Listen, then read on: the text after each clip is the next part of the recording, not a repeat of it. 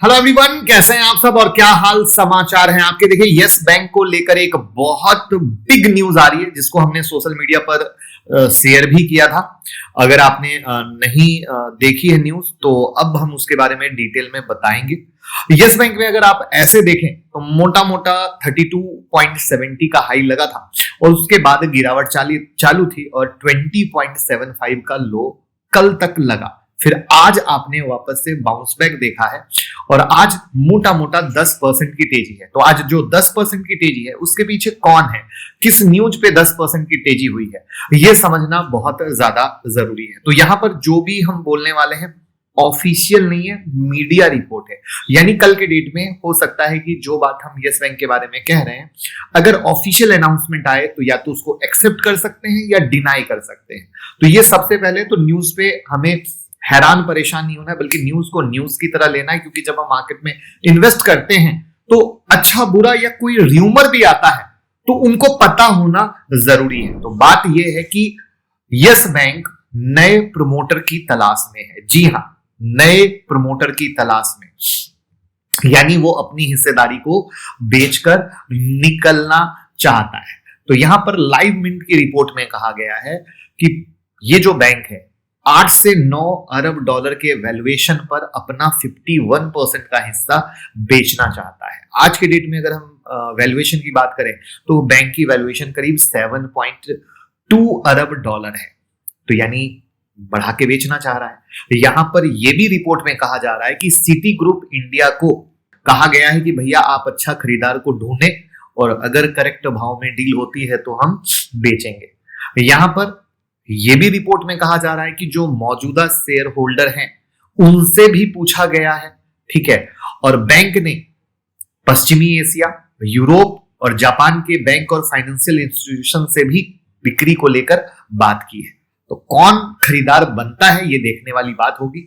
यहां पर आपको एक चीज बता दूं जो जानना जरूरी है कि यस बैंक में 26% से ज्यादा की जो हिस्सेदारी है खरीदारी से पहले, वो उसके लिए आरबीआई से मंजूरी लेनी पड़ेगी। यानी आरबीआई का लॉ कहता है कि जब कोई भी अगर इंस्टीट्यूशन 26% से ज्यादा की हिस्सेदारी खरीदता है तो उसे आरबीआई से स्पेशल परमिशन लेना पड़ेगा एज पर लॉ।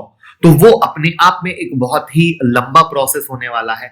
रिपोर्ट में यह भी कहा जा रहा है कि अगर यह हिस्सा बिक्री होता है तो जो एसबीआई है, एचडीएफसी बैंक है या दूसरे जो शेयर होल्डर है वो अपने हिस्सेदारी को बेचकर निकल सकते हैं। क्योंकि आपको पता है यस बैंक जब डूबा था तो फिर सरकार के सपोर्ट जो रेस्क्यू मिशन चला था उसमें लार्जेस्ट शेयर होल्डर एसबीआई था 29% के साथ।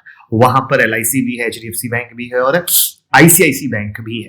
तो यहां पर आरबीआई अप्रूवल बहुत नीड है, बहुत सारे अदर अप्रूवल की नीड आएगी। वहां पर अगर हम फाइनेंशियल परफॉर्मेंस की तरफ नजर डालें तो 2020 के बाद जब चीजें बदली थी, एसबीआई जब लार्जेस्ट शेयर होल्डर बना था, सरकार का इंटरफेरेंस हुआ था, उसके बाद से प्रॉफिट बहुत इंप्रूव हुआ है, नेट इंटरेस्ट मार्जिन बहुत इंप्रूव हुआ है, डिपॉजिट बेस बढ़ा है, रिटेल लोन बढ़ा है। यानी जो बैंक के लिए खराब वक्त था उसको बदलते हुए धीरे धीरे एक इंप्रूवमेंट की कहानी हो रही थी। बट डील अगर सच में होती है तो वहां पर वैल्यूएशन एक बहुत अहम मुद्दा आएगा कि ये किस तरीके से होगा।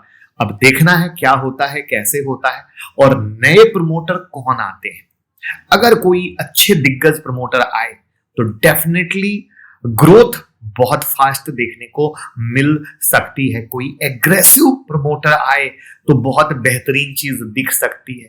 तो अब ये थोड़ा वक्त का बात है जिसमें देखना है कि किस तरीके से क्या होता है। थोड़ा सा वक्त बताएगा। किसी को पैनिक और जल्दबाजी नहीं करनी है। बस इसी न्यूज पर 10% की तेजी हुई है, लेकिन अगर जैसे ही न्यूज अगर मार्केट में आ जाए कि नहीं ऐसा कुछ भी नहीं होने वाला है तो फट देवर शेयर गिर भी जाएगा। तो मेरा मकसद था आपको कंप्लीट गाइड करना। अगर उसके बाद भी यस बैंक के बारे में कोई सवाल है तो कमेंट में पूछ सकते हैं और बस लाइक कमेंट शेयर करके प्यार देते रहिए।